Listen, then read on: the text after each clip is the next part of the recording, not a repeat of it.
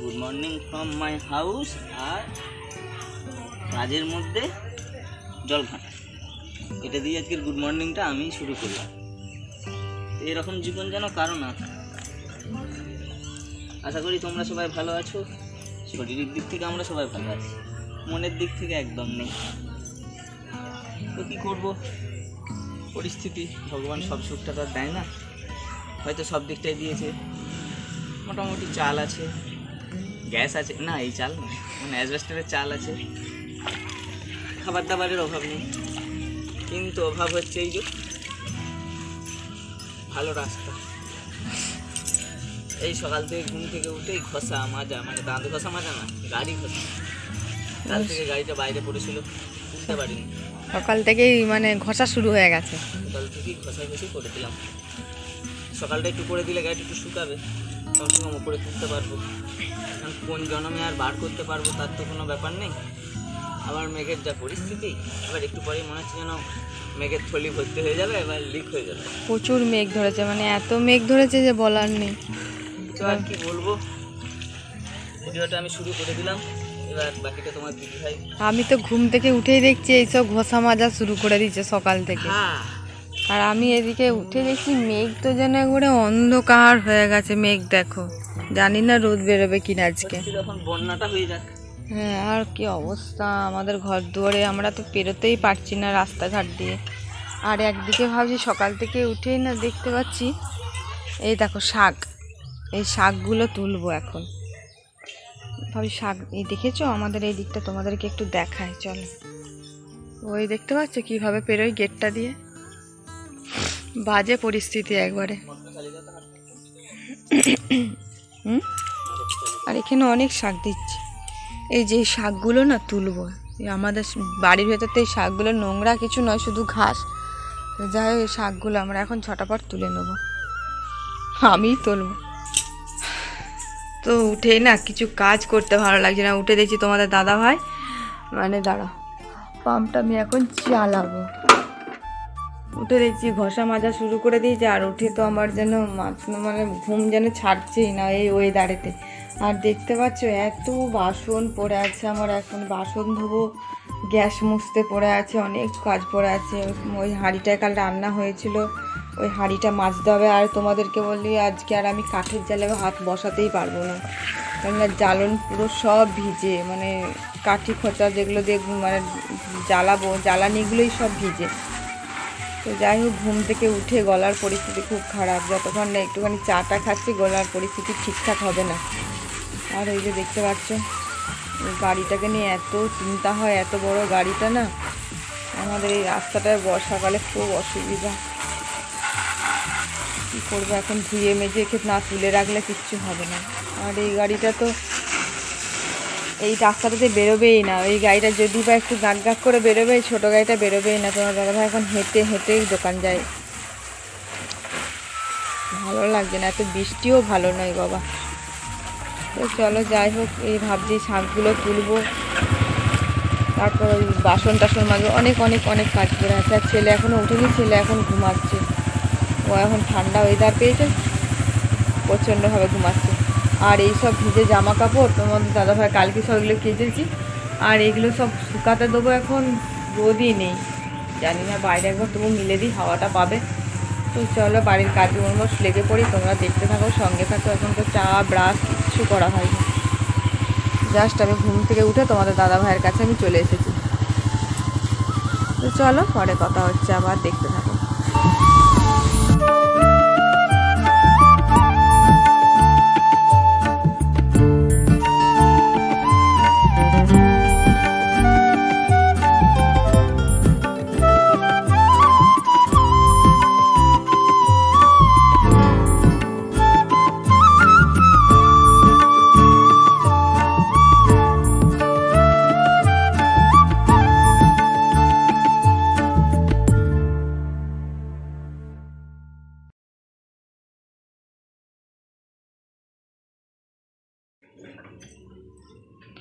তো সকাল সকাল শাক টাক তুলে তোমাদের দাদাভাই এদিক ওদিক কাজগুলো সেরে দিয়ে এই যে সবাই মিলে চা খেতে বসে গেছি। লিকার গরম গরম চা, আর ছেলে খাচ্ছে কমপ্লেন। ছেলের একটু একটু শরীরটা খারাপ, ঠান্ডা লেগে গেছে মনে হচ্ছে, তো জানি না। যা রোদ দিয়েছে গো। কেন?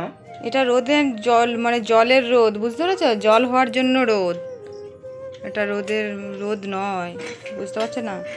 তো যাই হোক, চা খাবো এখন। চা খেয়ে আর আমার সমস্ত বাসনগুলো মাজামুজি হয়ে গেছে, কিন্তু কালি হাঁড়িটা কলতলায় ভিজতে দিয়ে দিয়েছি, আর এদিকে সমস্তটা পরিষ্কার করে নিয়েছি। কিন্তু ঘরদোরের পরিস্থিতি খুবই খারাপ, ঝাড় পোছা করতে করতে ওর বেশ কয়েকক্ষণ টাইম লেগে যাবে মনে হচ্ছে। আর আমার এদিকে শাকটা তো তোলা হয়েছে, বেশ টাটকা তাজা শাক বাড়ির একদম, ও খেতে অসাধারণ লাগবে।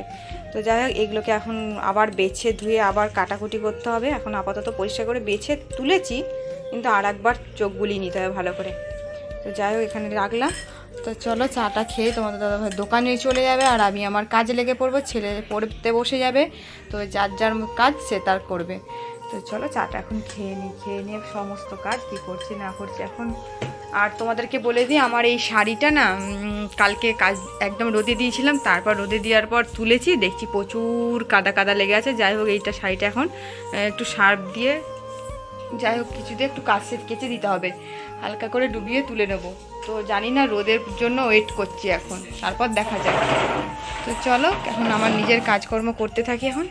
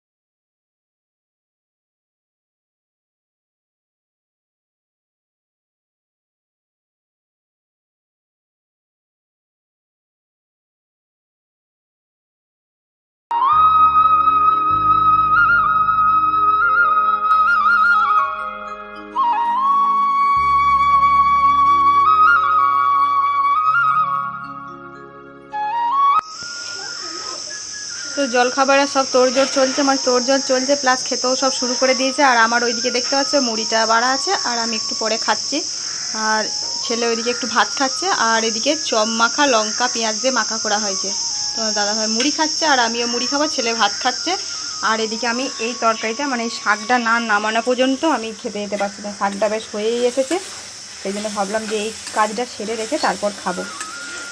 তো চলো ছেলেটা এইটা নাবিয়ে ফেলি, হয়েই গেছে। আর তো দাদাভাই মুড়ি খেয়ে দোকানে বেরিয়ে যাবে। কি বলছিস তবে? তাড়াতাড়ি খাও। তো চলো, পরে আবার কথা হচ্ছে।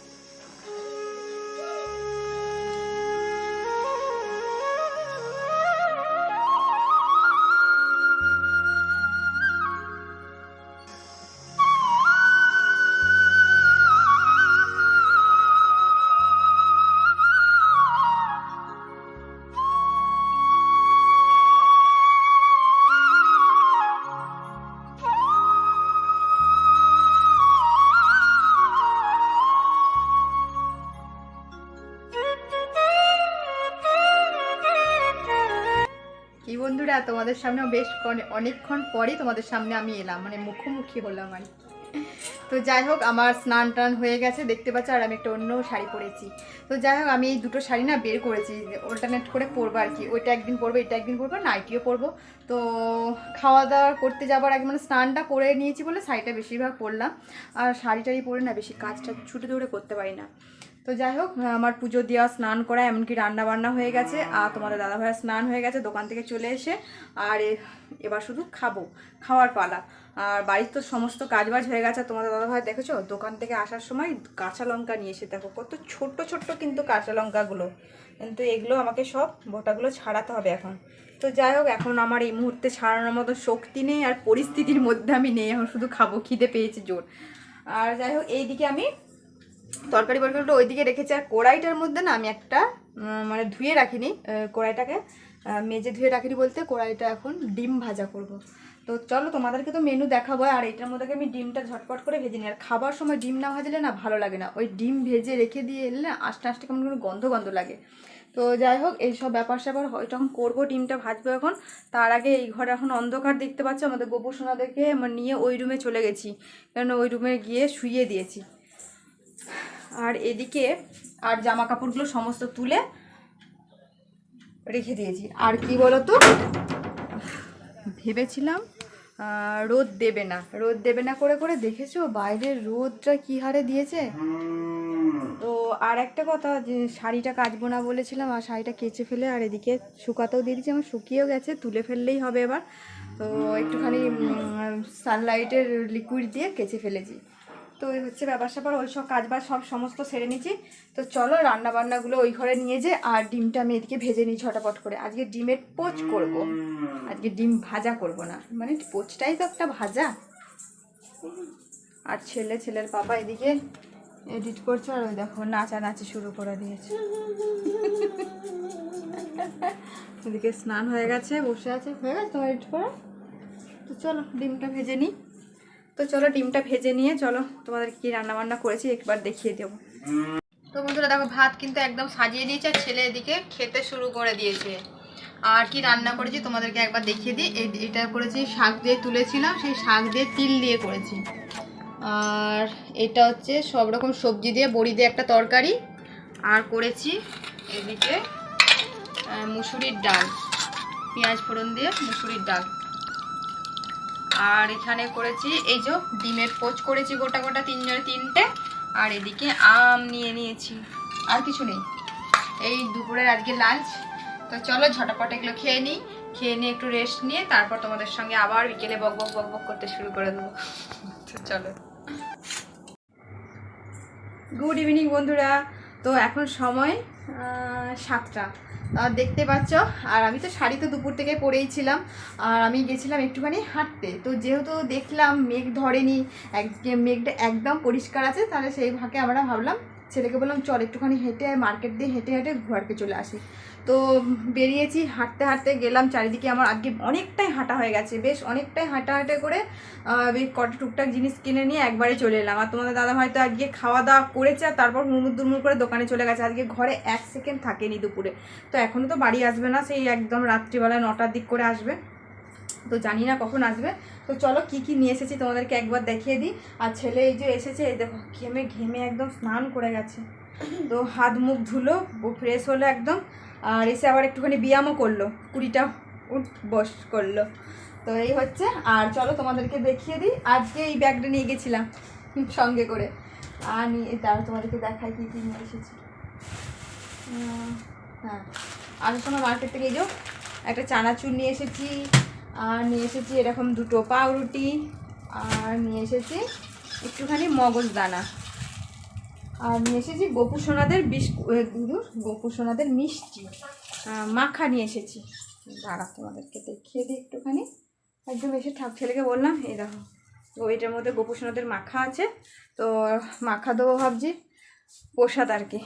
আর নিয়ে এসেছি চপ, আসার সময় 2টো চপ নিয়ে এসেছি। আর এই চপগুলো ভাবছি রাত্রের দিকে কিছু একটা গতি করবে। এই চপটা মুড়িও খাবো না, কিছুই খাবো না। আজকে এই চপটা রাতের ডিনারের দিকে সারবো, সেটা তোমাদের সঙ্গে মানে দেখাবো আর কি, যেটা কী দিয়ে কী করি। আর এখন আমি কিছু হালকা করে চলো একটা টিফিন করে নিই, এই পাউরুটা কিছু একটা করে সেকে শুকে খাবো আর কি। তো চলো এইটা খাবো আর এগুলো এখন গুছাবো। হ্যাঁ, আর দুপুরের বাসন এই দেখতে পাচ্ছ, এখানে পড়ে আছে, কড়াই পড়ে আছে, এখানে গ্যাসের পরিস্থিতি অবস্থাটা খুব খারাপ। তো এগুলো আমি ঝটপট করে না মেজে রেখে বেরিয়ে গেছিলাম, ভাবছি যদি মেঘ ঝড় উঠে যায় আমি আর তাহলে হাঁটতে যেতে পারবো না। মানে হাঁটা তো না, একটুখানি ঘোরাঘুরি আমার, বিশেষ করে আরও ছেলেকে নিয়ে, ছেলে ঘরতে একলা বসে থেকে বোরিং হয়ে যায়, ওই জন্য ছেলেকে নিয়ে আরও আমার বেরোনা। তো যাই হোক, এগুলো ঘরের কাজ তো আমার সবসময় করতেই থাকি, ফাঁক দিয়ে তো আর ঝুঁকে বেরোনাই হচ্ছে না। তো চলো এগুলো এখন আমি গুছিয়ে গেছি নি। আর কলতলাতে আমার পোড়া হাঁড়িটা আছে, দেখি আজকের ওয়েদারটা যেহেতু ভালো, কালকে তাহলে আমি ভাতটা মনে করতে পারবো কাঠের জালে। তো এই পোড়া হাঁড়িটা এখন আমি মেজেও নেবো ভাবছি।